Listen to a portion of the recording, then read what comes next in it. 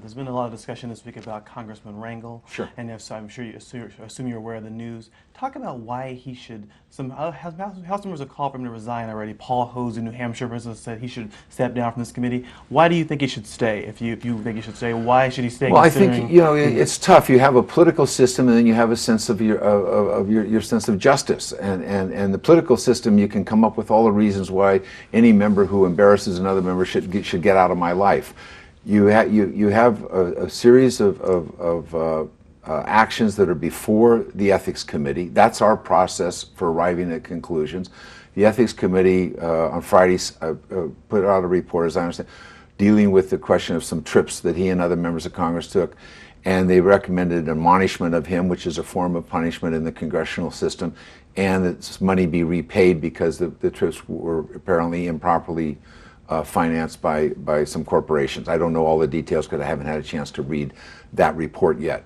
And then there's other complaints that are in the Ethics Committee that are undergoing the investigation. He's entitled to have that investigation completed. That may make me uncomfortable or other members uncomfortable, but at some point, and I realize this is a political system, so it's not the perfect justice system, but you have to kind of do the best you can within those confines. We asked the Speaker of the House about this today, and she said that the report talks about the fact that his staffers knew the trip should not have been taken, and the Congressman did not himself. Aren't you responsible for? Do you agree with that? Are you not responsible for your staffers? I haven't read the report, and my characterization, is I think we're responsible for a lot of things that go on around us that we don't always have full knowledge of. I mean, but I haven't read the reports. I don't want to attribute. I could answer that question if I had those. But it sounds like you're saying that politically, it might be politically easier for Democrats for Charlie Rangel to step down. But you have a sense of.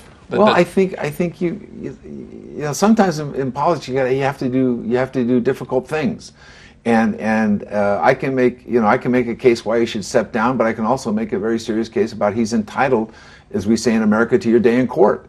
And right now, our process, it may not be a perfect process or system, but it is the Ethics Committee. I would hope that they would wrap up their work as quickly as possible, as fairly as possible, and then the Congress will have to make a decision.